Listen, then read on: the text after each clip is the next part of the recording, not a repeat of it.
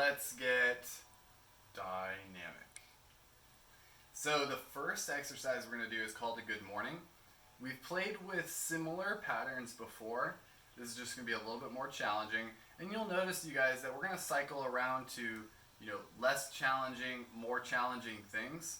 And I'll make some posts about why that is, why the programming cycles around like that in general. But bear with me on this one, it's going to be a little bit more challenging. So the good morning is essentially a hinging pattern where you're bending at your waist, okay? And we've practiced this in different versions of a Romanian deadlift, an RDL. We did a single leg RDL last week.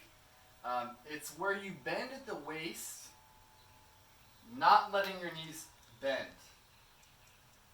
Okay, so you notice that my back was flat, okay, and I dropped my chest, pushed my hips back. I feel a nice stretch in my hamstrings there as I do that. And then I come back up. I'm using my posterior chain, my glutes and hamstrings, low back, to propel me back up. So I'm stretching those as I go down, engaging them as I come up. Now what makes it a good morning as opposed to an RDL?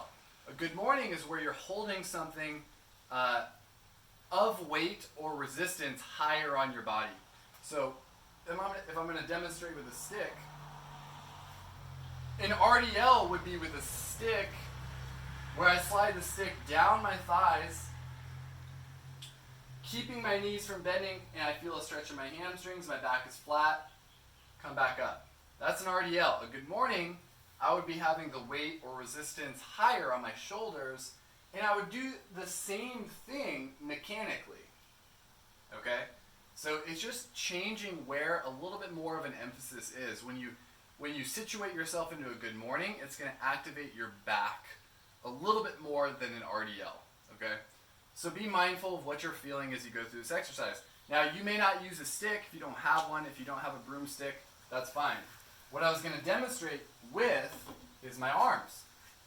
So we're going to put our arms in one of two positions. I'll show you easier and then more challenging. Easier is hands on the ears, right beside the head with the elbows bowed out. I'm going to bend my knees slightly, slowly lower my chest, push my hips back. That's as far as I can go based on my hamstring mobility and stretch. Squeeze my butt, glutes, to come back up. Very slowly repeat. Knees are slightly bent. Squeeze the glutes to come back up. If I want more challenging, I put my arms directly overhead. Bend. Notice that my arms did not drop relative to my body. My arms are completely in line with my torso, not down here. Okay? That's important for the good morning aspect of the exercise. So either do, if it's too hard to have the arms overhead, here or here. Now you're going to do 10 of these, okay? So I've already done 3 or so. I'm going to do 7 more. I'm going to do it with arms overhead.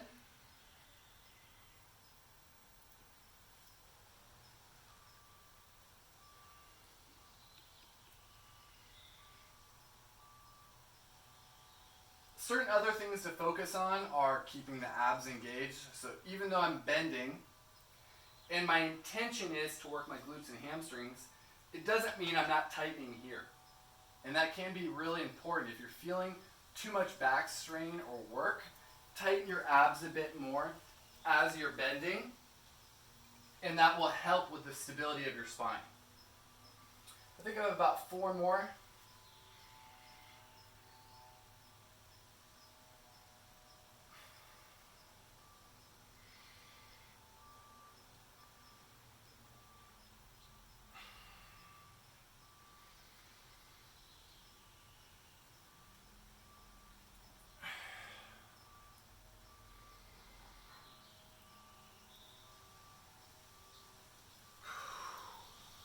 Now, that is a hamstring, glute, low back exercise, but if your arms are overhead, I guarantee you your shoulders are going to be burning as well. So it doesn't mean that you're not getting some upper body work in that at the same time. Okay? So we got 10 of those. The next one's going to be a squat. Now, we've talked about a split squat, we've talked about a sissy squat. Now we're going to talk about a regular squat. Okay? but we're going to incorporate a little bit of shoulder work at the same time. So remember that anytime we're squatting, we're going to push our hips back while beginning to drop and keep our chest up.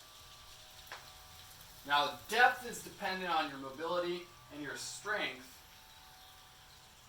Okay, but that's what it looks like. Today, I'm going to show you with this 5-pound plate. Now, it doesn't matter what you use. You can use a water bottle. You can use a dinner plate. Whatever you want to use that may have some weight to it, a yoga block, anything. You could push it out in front of you, similar to what I'm using this plate for. Okay. So I'm going to line my feet up. My feet are going to be shoulder distance apart. I'm going to initiate the movement, which is my hips going back, as I've already mentioned. As I drive my hips back first, I then begin to lower my hips. Now this is when I begin to push the plate out in front of me. So as I drop, the plate goes out. Look at my elbows now. My elbows are completely straight. The plate is level with my shoulders, arms locked. Then I drive through the heels to squeeze my butt forward, come up and pull the plate in as I do so. So as my butt goes down and back, the plate goes forward all the way out.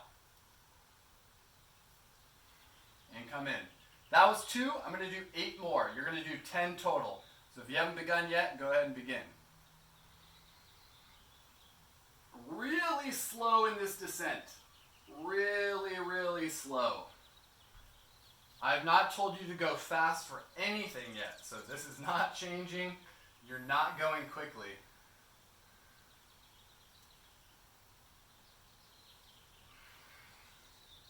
Especially on the way down.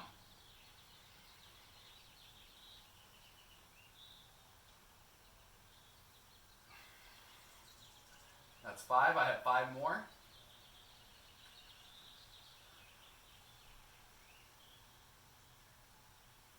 One thing that's really important for squats, you guys, is that the knees don't go past the toes, okay? So you really want to focus on hips going back, not letting your knees drop forward, definitely not letting heels come off the ground for this particular exercise, okay? Feet stay flat to the ground. I'm going to do 4 more.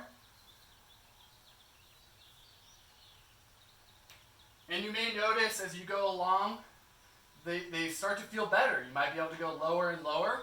You can do that as long as you keep the form, as long as you get this plate out in front of you, arms straight. You can drop your butt lower if you want.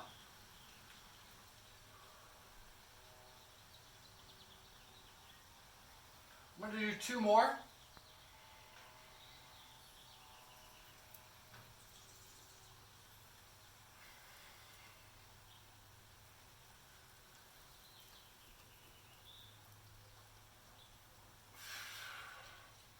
All right, you guys, so that was 5 pounds. Not very much. But it's not important how much the weight is. It's important how slow you're going, as I've already said. So weight not important, tempo very important, and the form very important. Okay? So now we're going to move on to the last dynamic movement. It's a crab walk. Okay? You might have heard about this before.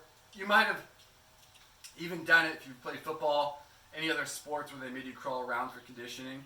This is very much a part of that. Now, we've done a bear crawl, and when we did our bear crawls, we were super stable, super slow, right? This is no different, okay? So the orientation is different, though.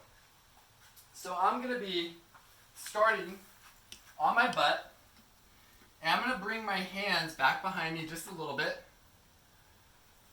Now from here, I'm going to push my hips up as high as I can tolerate based on my shoulder mobility, okay?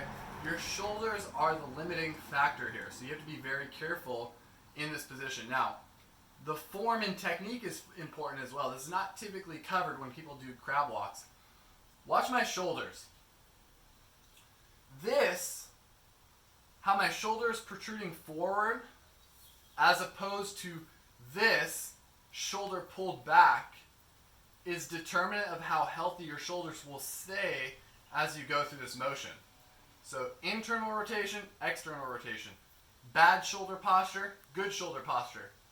Risk for injury high, risk for injury lower. Okay? So keep your shoulders pulled back as you do this motion. Very, very important.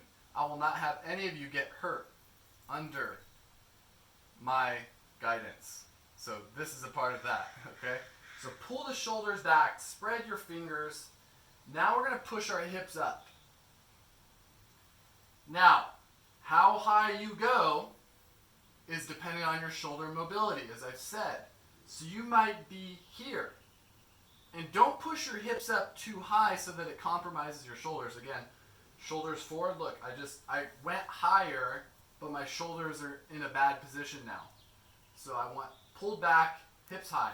Now from here, we're going to walk sideways, very slowly and in control. So I'm going to walk towards you in the camera, and I'm just going to crawl. And there's no specific opposite arm, opposite leg like with bear crawl. Just try to figure out intuitively, keeping the form I suggested, right? So the hips are going to want to fall, shoulders are going to want to go forward.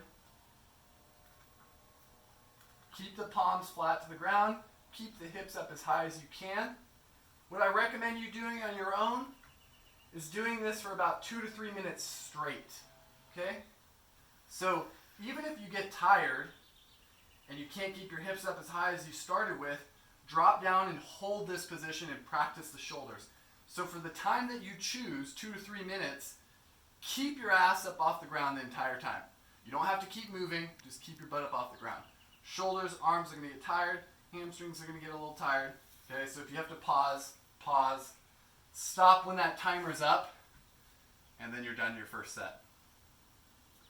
1 or 2 more sets of that. Tier 3 complete, Friday complete. Okay, I hope you guys have a nice weekend. Not that it matters too much because we're all on lockdown. But I will see you guys on Tuesday. Remember, if you have any questions at all ever about movements, about sensations that you're feeling, programming, anything at all about this program or anything about your experience, please reach out. I'm here for you guys, and good job in making it this far. I'll see you guys soon.